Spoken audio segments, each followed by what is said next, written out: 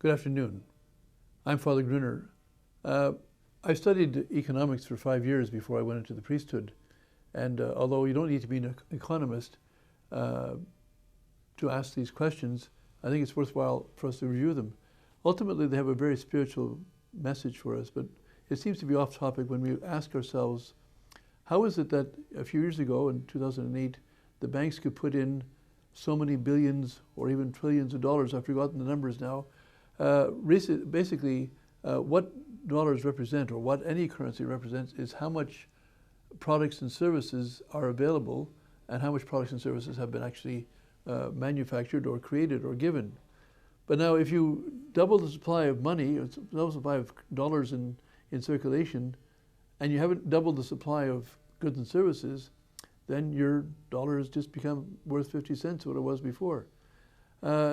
It seems quite simple. I think anyone who you talk to, although it seems like such a simple equation, say, oh no, you have to be much more complicated. At the end of the day, that's the truth. If you double the supply of money without doubling the supply of goods and services, you've just half the value of your dollar that you can spend. Now, we say, well, how come I went out to the store next day that they've done this and I can still buy milk for $1.50 a quart or a pint or whatever it is?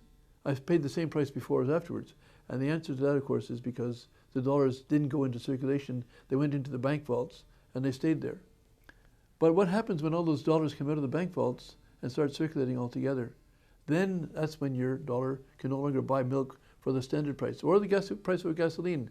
If you pay $3.50 for a gallon of gas, and all those dollars that were in the bank vaults come out all at once, then the price of gas has got to go up to double or triple or whatever the number of dollars they put into circulation.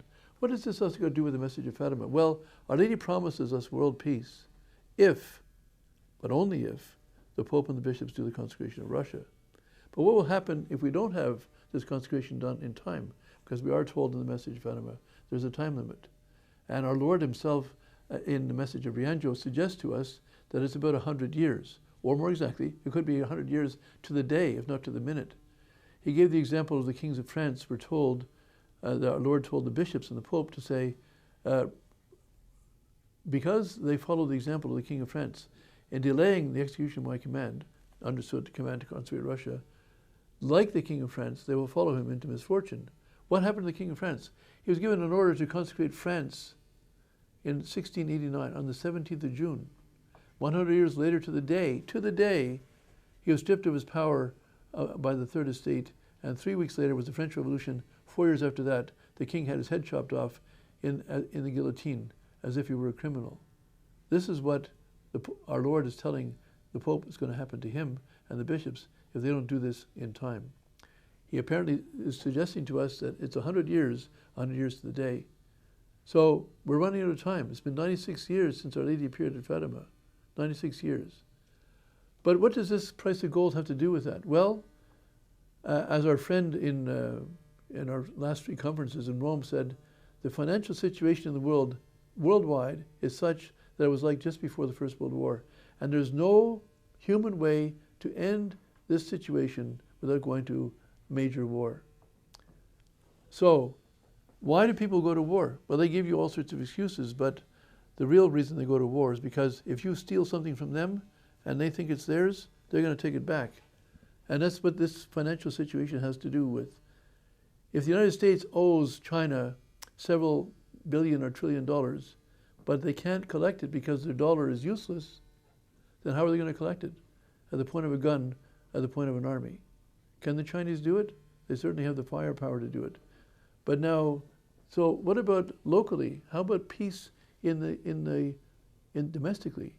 Now, if everyone is being deprived of the value of their dollar, if what's in your pocket, you have $100 in your pocket, $500, $50, whatever you have, what you consider valuable, if that just became half of what it's worth overnight because the bankers inflated the value of the money by printing more money and putting it in their banks and then circulating it, then sooner or later you won't be able to buy the food you need.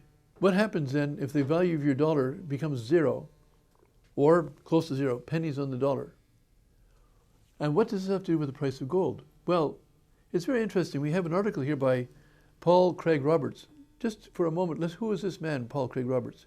He's a former Assistant Secretary to the Undersecretary of the U.S. Treasury in the cabinet of Reagan. He's also he was a former associate editor of the Wall Street Journal. So he does know something about what he's talking about. Now, what he does in this recent article is accuse the Federal Reserve System of deliberately undermining the price of gold. And why would they do that? Because people are catching on that the money that they have is not worth it. So people who have studied this matter are starting to buy gold instead of buying paper currency, which they know sooner or later is going to become worthless. They're buying the gold while they can. So what has happened? They say, well, these people have paid $1,700 for their ounce of gold. Let's bring the price of gold down so people don't turn to gold as a safe haven for their money.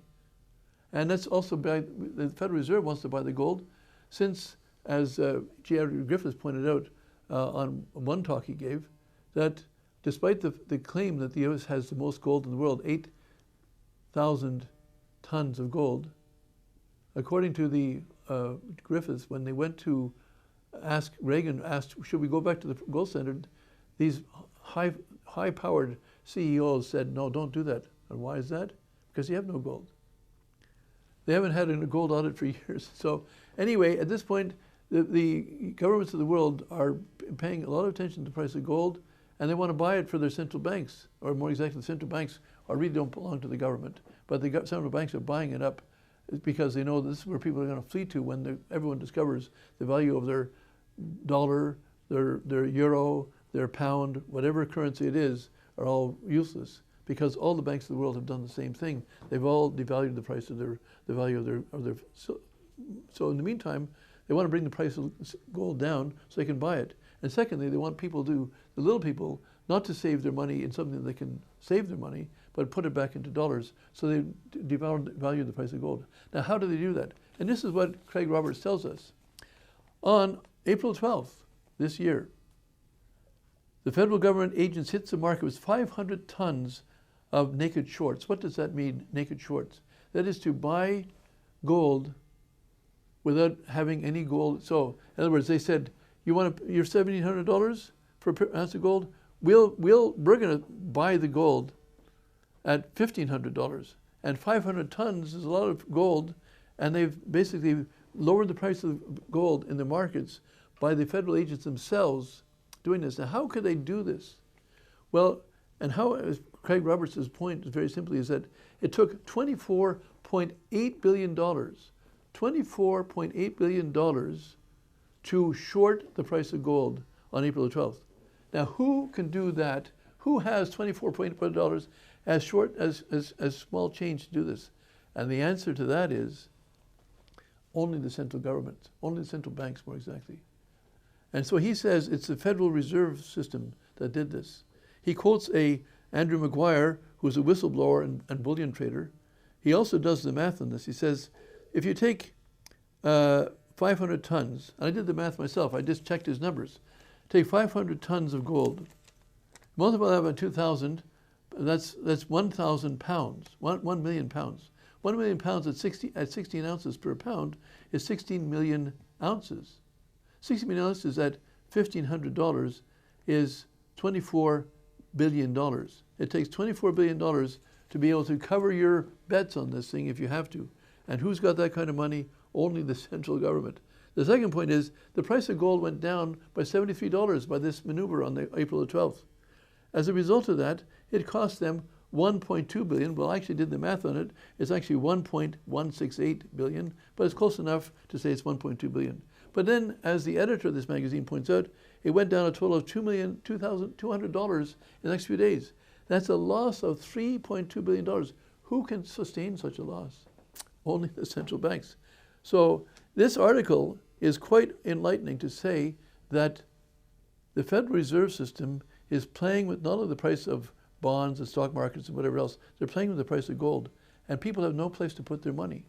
And so when Our Lady at Fatima tells us, only I can help you, she's talking not only about war and peace, she's also talking about things like domestic peace and things like being able to feed your family. She talks about there being war, she talks about there being famine.